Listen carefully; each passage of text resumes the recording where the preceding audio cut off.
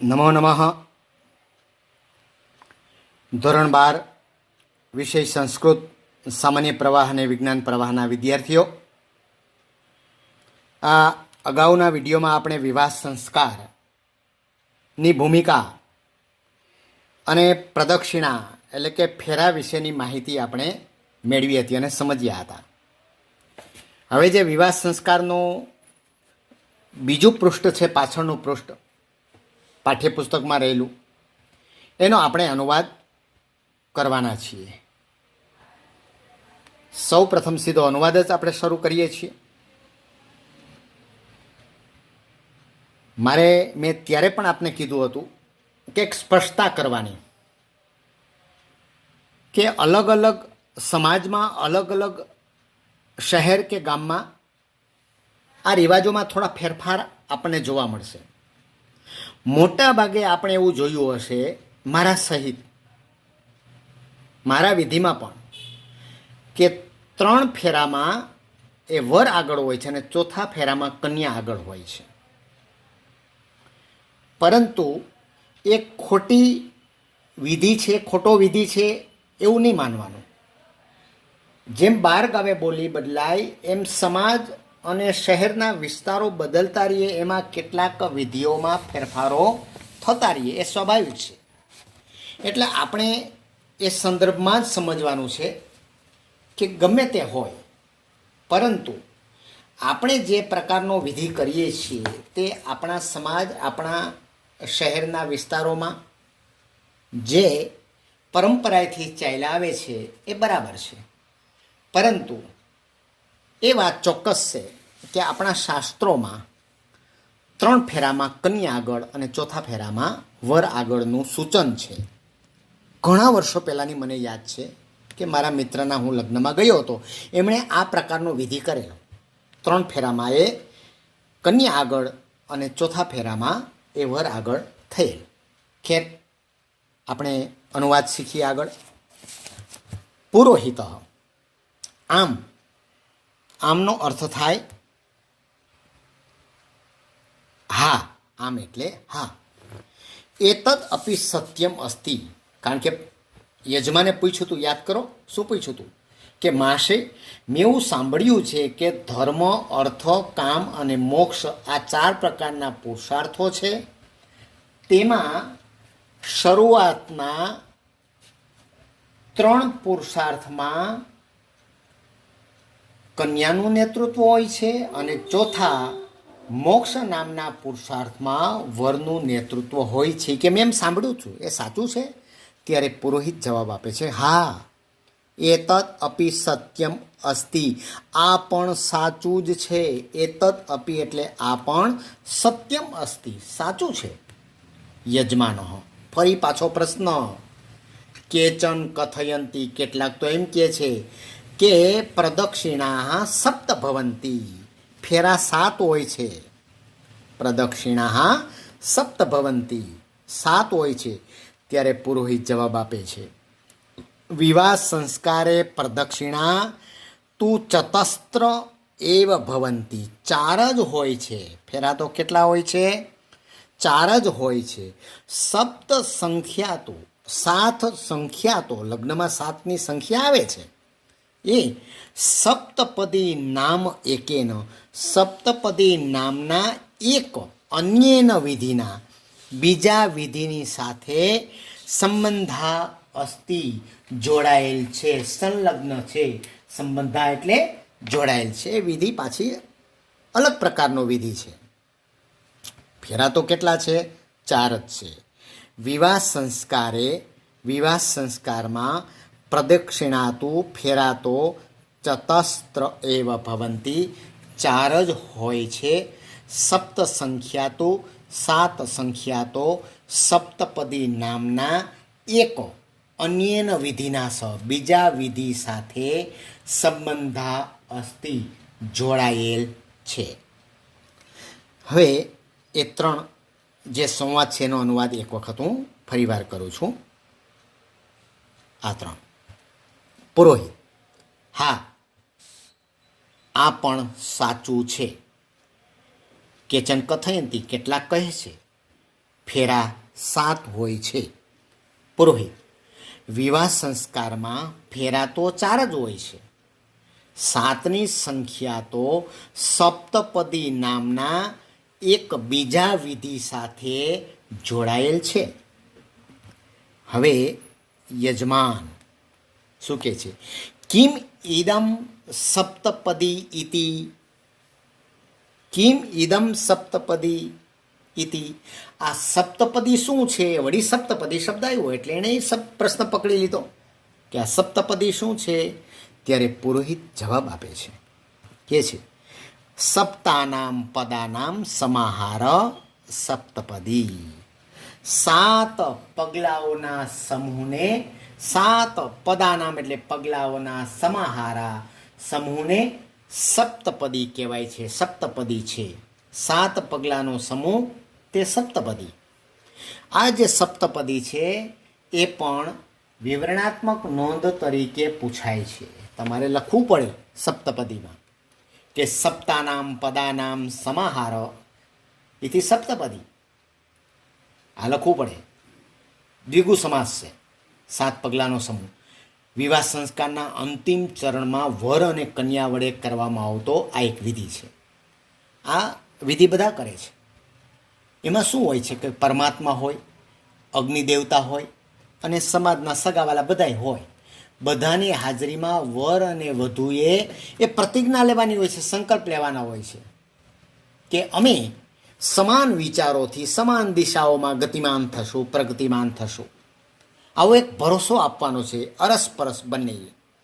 આમ તો મિત્રો હકીકતમાં તો બંનેએ 7 શ્લોક બોલવાના હોય છે ત્યાં જાહેરમાં, સમાજની વચ્ચે, અગ્નિની સાક્ષીએ, પરમ કૃપાળુ પરમાત્માની સાક્ષીએ. 7 શ્લોક કોણ બોલે છે? વર બોલે છે. અને 7 શ્લોક કોણ બોલે છે? કન્યા. પણ આજે એના બદલામાં જે કર્મકાંડ કરનાર જે વિદ્વાન છે, ભૂદેવ છે, એ બોલતા હોય છે. પણ કોઈને ઉતાવળ હોય અને કહે કે ભાઈ ફટાફટ અમારે તો 12:30 ફ્રી થઈ જવું છે, તો એક જુદી વસ્તુ છે.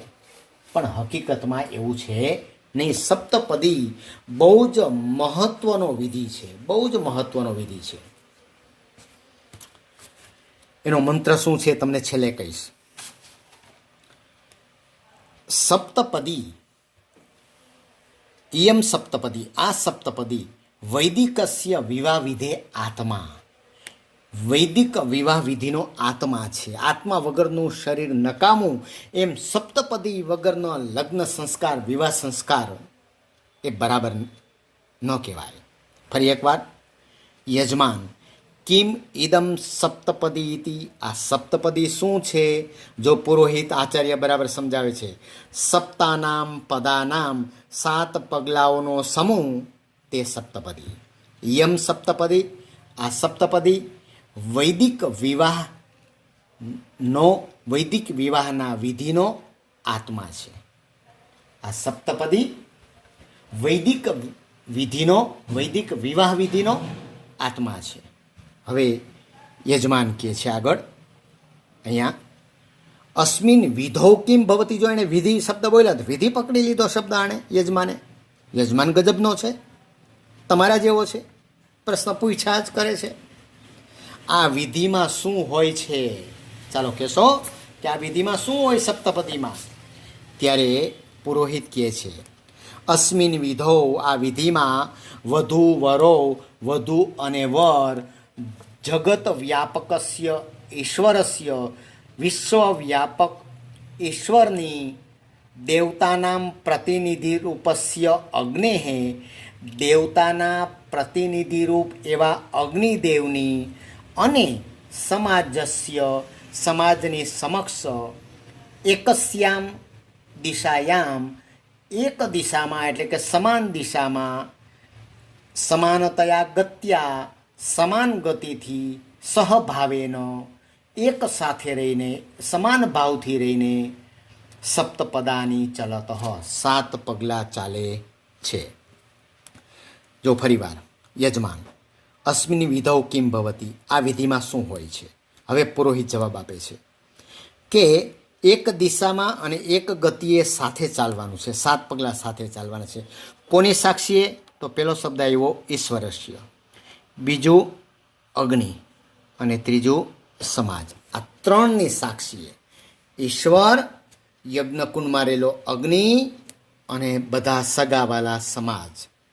અસ્મિન વિધૌ, જો અનુવાદ કરું છું, આ વિધિમાં વધુ વરો, વધુ અને વર, જગત વ્યાપકસ્ય ઈશ્વરસ્ય, વિશ્વવ્યાપક ઈશ્વરની, દેવતાનામ પ્રતિનિધિરૂપસ્ય અગ્નેઃ, દેવતાના પ્રતિનિધિરૂપ અગ્નિની, અને સમાજસ્ય સમક્ષમ, અને સમાજની સમક્ષ, એકસ્યામ દિશાયામ, એક દિશાયામ, જા દિશાયામ, એક દિશામાં, અને સમાનતયા ગત્યામ, અને સમાન ગતિથી, સહભાવેન, એટલે સાથે રહીને, સપ્તપદાની ચલત, 7 પગલાં ચાલે છે. અનુવાદ એકવાર કરું છું. યજમાન, આ વિધિમાં શું હોય છે? પુરોહિત, આ વિધિમાં વધુ અને વર, વિશ્વવ્યાપી ઈશ્વરની, દેવતાના પ્રતિનિધિરૂપ અગ્નિદેવની, અને સમાજની સમક્ષ એક દિશામાં સમાન ગતિથી સાથે રહીને 7 પગલાં ચાલે છે. હવે યજમાન ફરી પ્રશ્ન કરે છે. અહીંયા યજમાન કહે છે, અસ્ય કિમ તાત્પર્યમ. તાત્પર્યમનો અર્થ શું થાય? હેતુ. આનો હેતુ શું છે? તો કહે છે પુરોહિત, વિવાહેન વિધિના, વિવાહના વિધિ વડે, વધો વરસ્ય, વધુ અને વર બંને, આત્મનો, આત્માની, ઐક્યમ સાધ્યતે, આત્માની એકતા સાધે છે. બંનેનું આત્મા એક થાય છે. અર્થાત એટલે કે શરીરેણે ભિન્નો, કેવા છે? શરીરથી ભિન્ન છે, છતાંય વધુ અને વર બંને આત્મના એકત્વમ ભજતે, આત્માના એકત્વને ભજે છે, પામે છે. આત્માના, શરીર ભલે જુદા, પણ આત્માની રીતે એક થવાનું છે. આ જ મુખ્ય સંદેશ અહીંયા છે. બરાબર છે? મંગલ પરિણયનો જે મુખ્ય સંદેશ છે તે કે ત્યાં શરીરનું મિલન નથી. ત્યાં તો એ કે યાત્રા છે, જીવન યાત્રા છે, આત્માની યાત્રા છે. યાત્રા હજો તવ ઉર્ધ્વગામી, દાંપત્યના આ મધુર માર્ગે, પામો પરસ્પરને અશેષ, કુટુંબ ભાવે દીપો વિશેષ. લગ્ન એટલે શું? જોડાણ, ઐક્ય. કોનું?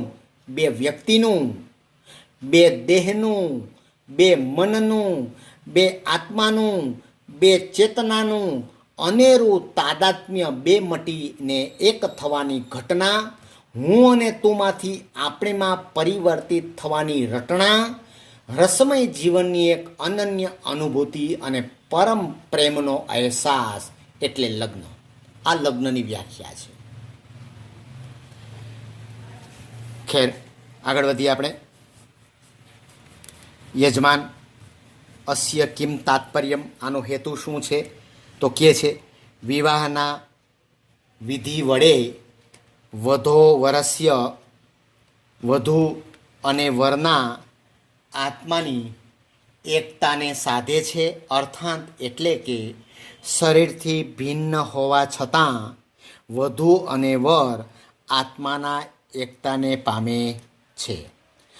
આત્મનો ઐક્યત્વાત, આત્માની એકતાથી, આત્માની એકતાથી, ઉભયો, ઉભયો એટલે બંને, ઉભયો એટલે બંને, બંનેના ગમનસ્ય દિશા, ગમનની દિશા, ચ ગતિ, અને ગતિ, સર્વત્ર બધે જ, સમાનતામ ભજત, સમાનતાને પામે છે, એકતાને પામે છે. અહીંયા જો મુખ્ય એક શબ્દ આપણે જોવો હોય તો આ જોશું, ગમનસ્ય દિશા ગતિ. આ દિશા ને ગતિ છે ને બહુ જ મહત્વનો શબ્દ છે. આ યાદ રાખજો. સપ્તપદીમાં વારંવાર આ શબ્દ આવશે, એટલે બરાબર પહેલાં સમજાવી દઉં છું. દિશા એટલે શું? તો કે દિશા એટલે વિચાર. દિશા એટલે વિચાર અને ગતિ એટલે કાર્ય. જવાની જે વિચાર છે એ સમાન હોવો જોઈએ, બંનેના વિચાર સમાન હોવો જોઈએ અને બંનેનું શું ગતિ શું હોવી જોઈએ, કાર્ય શું હોવું જોઈએ એ પણ સમાન હોવું જોઈએ. એક આમ ખેંચે ને એક આમ ખેંચે તો લગ્ન ક્યાંથી સમજી શકે, જાજુ ટકે. એક આમ વિચારે ને એક આમ વિચારે. રજાના દિવસો હોય, વેકેશન હોય કે ફરવા જવું આમ, ઓલા કે આમ જવું, ક્યાંય જાય નહીં. તો આ વિચાર ભિન્નતા ન ચાલે, કાર્ય ભિન્નતા ન ચાલે. એક કાર્ય કરે તો બીજા પણ એને સહયોગ કરે. કોઈ પણ રીતે ઘરમાં પણ મદદરૂપ એ પતિએ થવાનું હોય છે. પતિના કોઈ કાર્યમાં પત્ની પણ મદદરૂપ થાય છે. ઠીક છે, ચાલો આગળ. પુરોહિત શું કહે છે? આત્માની એકતાથી બંનેના ગમનની દિશા અને ગતિ હંમેશા સમાનતાને પામે છે. દિશા અને ગતિ એને સમજાવશે હમણાં, મેં પહેલાં સમજાવી દીધું વિચાર અને કાર્ય. હવે પુરોહિત હવે સમજાવે છે, આ પાઠના પુરોહિત. આ તમારી સામે જે પુરોહિત છે એ વહેલા સમજાવી દઈશ તમને. દિશાયાહ સમાનતા. દિશાની સમાનતા એટલે શું? જો, દિશા સમાનતા. દિશાની સમાનતા એટલે વિચારની એકતા. મેં કીધું ને દિશા એટલે વિચાર. દિશાની સમાનતા એટલે વિચારની એકતા. ગતે સમાનતા એટલે શું? ગતે સમાનતા એટલે ઉદ્યોગે સમાનમ સહભાગીત્વમ, એટલે કે કાર્યમાં સમાનતાનું ભાગીદારીપણું. સમાનતાનું ભાગીદારીપણું એને શું કહેવાય છે? એ કાર્ય એટલે કે ગતિ.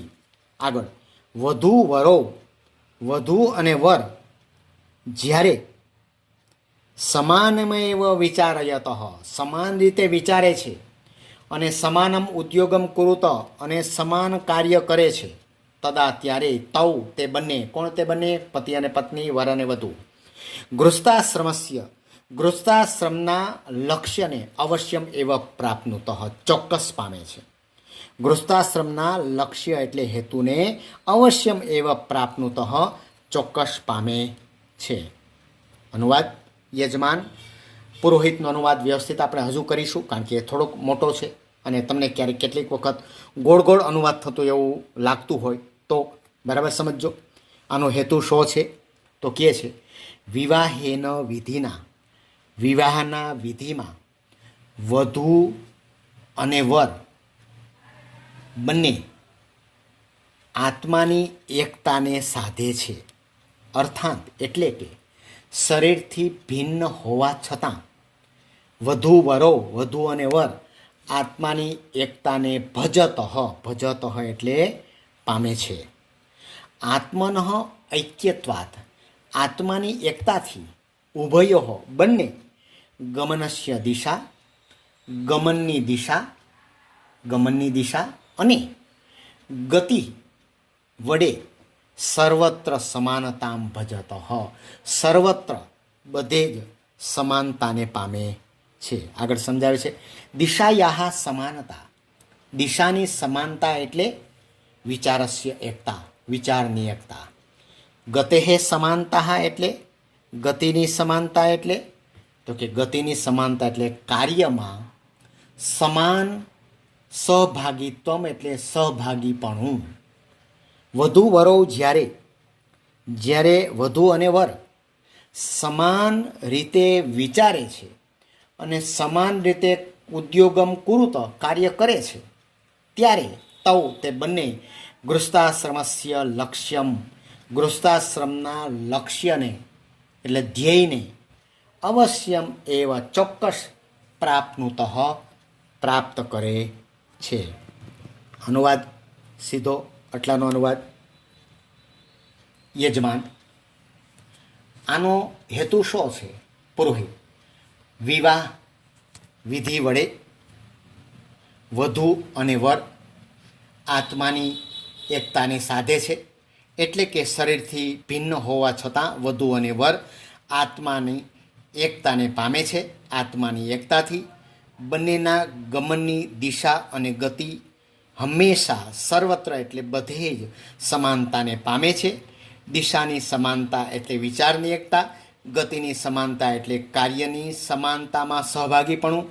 વધુ અને વર જ્યારે સમાન રીતે વિચારે છે અને સમાન રીતે કાર્ય કરે છે, ત્યારે તે બંને ગૃહસ્થાશ્રમના લક્ષ્યને, ધ્યેયને ચોક્કસપણે પ્રાપ્ત કરે છે. હવે યજમાન શું કહે છે એ આપણે જોઈએ. અહીં સુધી આપણે અનુવાદ કરવાનો છે.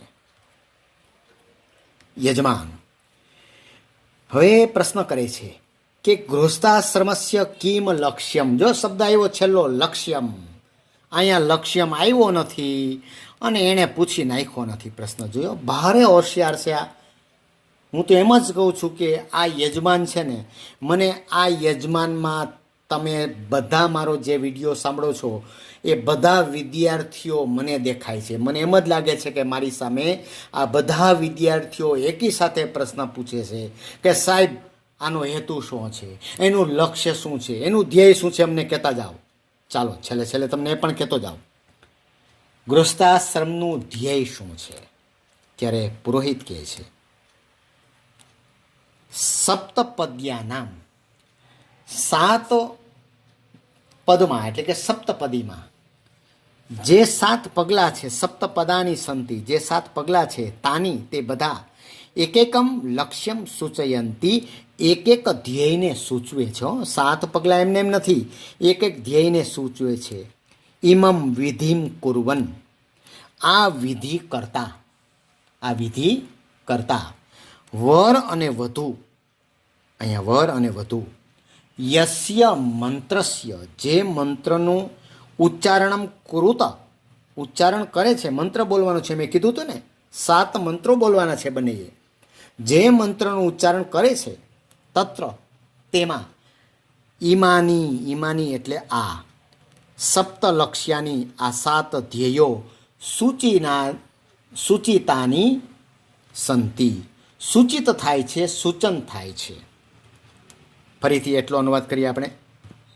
પુરોહિત સપ્તપદ્યાનામ યાની, 7 સપ્તપદીમાં જે 7 પગલાં છે, તાની તે એકેકમ તે બધા એક એકનું ધ્યેય સૂચવે છે. સપ્તપદીમાં જે 7 પગલાં છે તે બધા, તાની એટલે તે બધા એક એક લક્ષ્યને સૂચવે છે.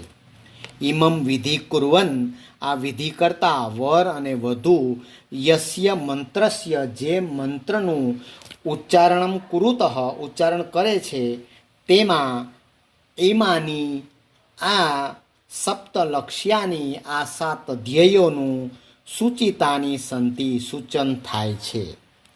હવે જુઓ, બરાબર છે કે કયા 7 છે? આ પેલું છે અહીંયા. શું છે? અન્ન આદિ ઐશ્વર્યાય, અન્નાદ્યૈશ્વર્યાય, અન્ન આદિ ઐશ્વર્યાય. અન્ન આદિ એટલે વગેરે, ઐશ્વર્ય એટલે સમૃદ્ધિ. પેલું વરદાન, પેલું એ સંકલ્પ કરે છે કે અમને અન્ન વગેરેની સમૃદ્ધિ માટેનું આ પેલું પગલું છે. અમને અમારું શરીર ટકી રહે એ માટે અમે અનાજ અમને મળી રહે, આપેલું છે. બીજું બલાય, બલ માટે, શક્તિ માટે. ત્રીજું ધન આદિનામ, ધન સંપત્તિની ઉન્નતય, ઉન્નતિ માટે. ચોથું સુખાય, સુખ માટે. પાંચમું સહાયકનામ પશુનામ પ્રાપ્તયે, પશુની પ્રાપ્તિ માટે. જો અમને પશુ પણ મળે, ધન સંપત્તિ મળે, શક્તિ મળે અને પશુ પણ મળે. પણ કેવા પશુ? સહાય બને એવા. શેમાં સહાય બને એવા? તો કે ખેતીમાં. કારણ કે આપણો દેશ ખેતી પ્રધાન દેશ છે, કૃષિ પ્રધાન છે. એવા પશુઓ અમને પ્રાપ્ત થાય. છઠ્ઠું ઋતુભ્ય, ઋતુઓ માટે, એટલે કે આગળ સમજાવે છે ઋતુનામ સુખ અનુભવાય, પ્રત્યેક ઋતુમાં સુખના અનુભવો માટે.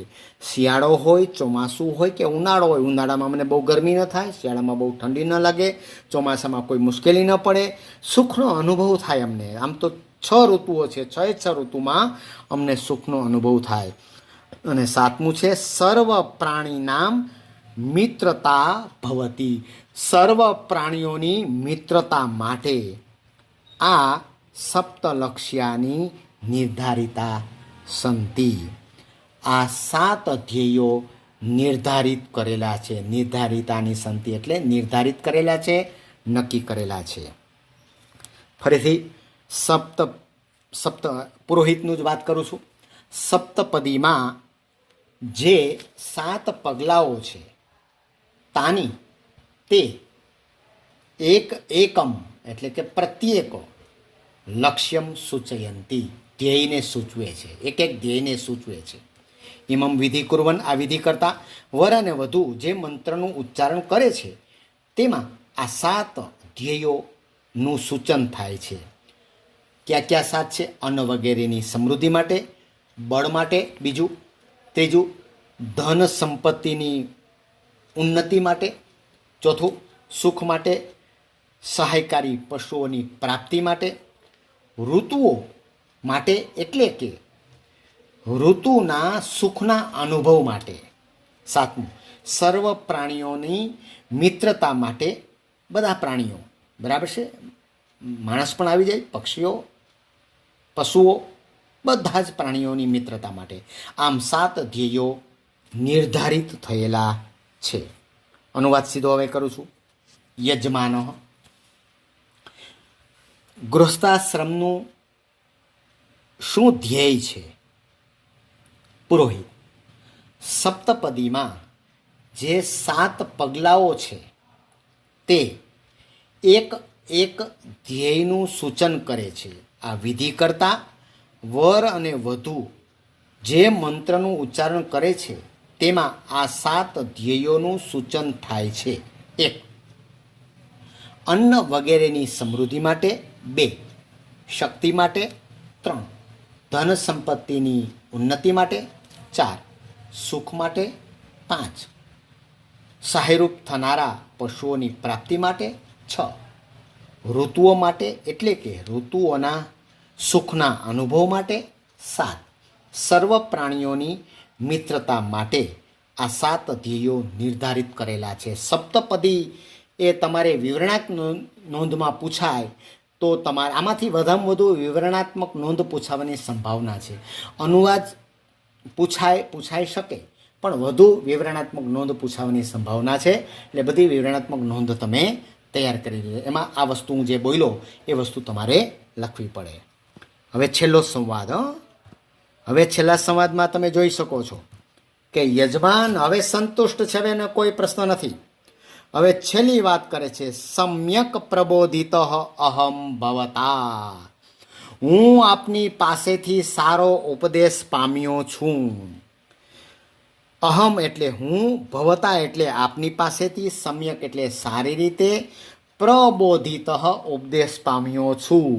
ભવતે નમો નમઃ, આપને નમસ્કાર કરું છું. હું દરરોજ શરૂઆતમાં બોલું છું ને નમો નમઃ. હું જ્યારે બોલું નમો નમઃ વિડીયોની શરૂઆતમાં ત્યારે તમારે પણ ભાવ વંદના કરવાની છે. મને ભલે ન સંભળાય પણ તમારે પણ કહેવાનું છે કે નમો નમઃ. યજમાન. પુરોહિત. હવે પુરોહિત શું કહે? આશીર્વાદ આપવા પડે ને. જ્યારે કોઈ નમો નમઃ કહે, અમે શું કહીએ વર્ગખંડમાં? નમો નમઃ એટલે વિદ્યાર્થી કે નમો નમઃ એટલે હું કહું કે સર્વે ઉપવિશંતુ તો વિદ્યાર્થી કે ધન્યવાદ. આ એક સંભાષણ છે. તો પુરોહિત કહે છે સ્વસ્તિ ભવતે, તમારું કલ્યાણ થાઓ.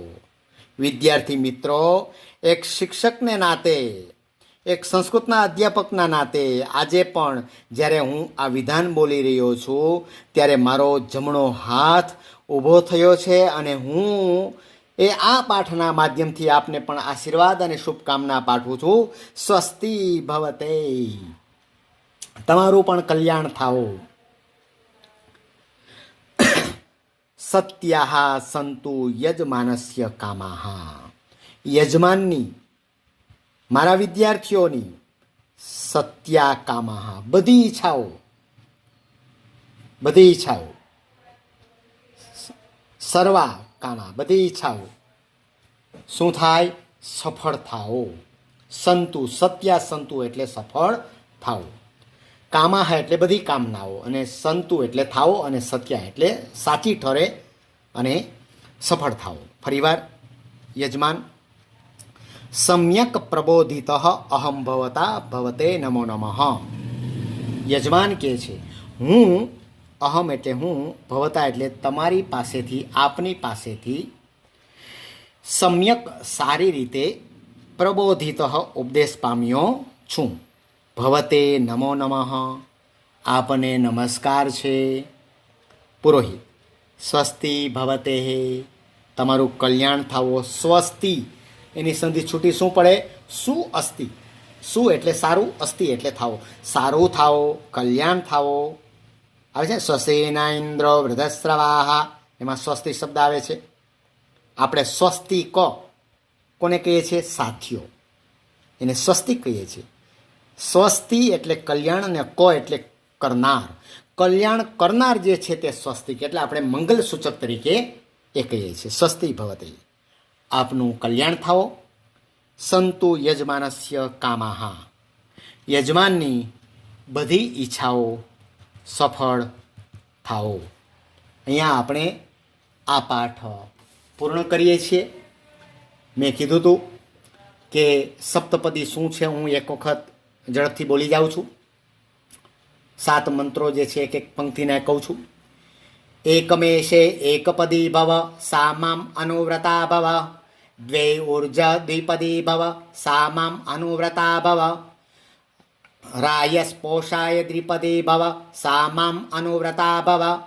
માયો ભવાય ચતુષ્પદી ભવ સા મામ અનુવ્રતા ભવ. પ્રજાભ્યો પંચપદી ભવ સા મામ અનુવ્રતા ભવ. ઋતુભ્યો ષટ્પદી ભવ સા મામ અનુવ્રતા ભવ. સખ્યે સપ્તપદી ભવ સા મામ અનુવ્રતા ભવ. તન્મે મનઃ શિવ સંકલ્પમ અસ્તુ. આ 7 પદ છે, 7 શ્લોક છે. કોઈને જોતા હોય, કોઈને જરૂર હોય આ સપ્તપદી મંત્રની, તો મને મેસેજ કરજો, મને ફોન કરજો.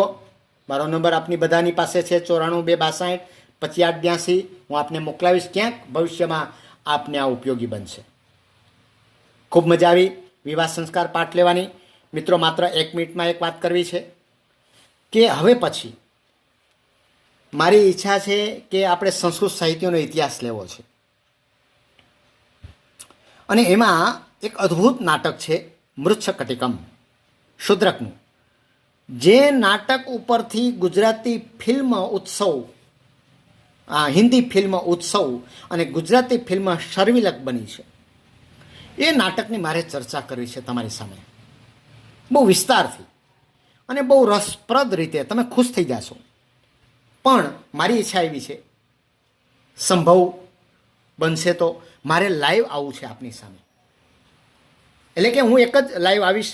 એ જ સમયે જે કોઈ આપણે તારીખ સમય નક્કી કરશું, એ જ સમયે આપણે મળીશું.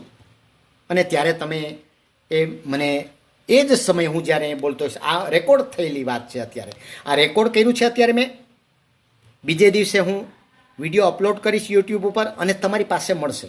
પણ ઓલી વાત, મારો પ્રથમ પ્રયોગ હશે, ઓલી વાત હું સીધો તમારી સામે આવીશ. તો ત્યારે તમે બધા જ, મારી વિનંતી છે કે આ સમય અને તારીખ જ્યારે આપું ત્યારે બધા જ એ સમયે બધા જોડાજો અને આપણે લાઈવ સરસ રીતે જીવંત પ્રસારણ દ્વારા આપણે આ શૂદ્રકના મૃચ્છકટિકની બહુ જ રસપ્રદ વાત મારે તમને કહેવી છે. ફરી આપણે મળીશું. ત્યાં સુધી આપ સૌને નમસ્કાર.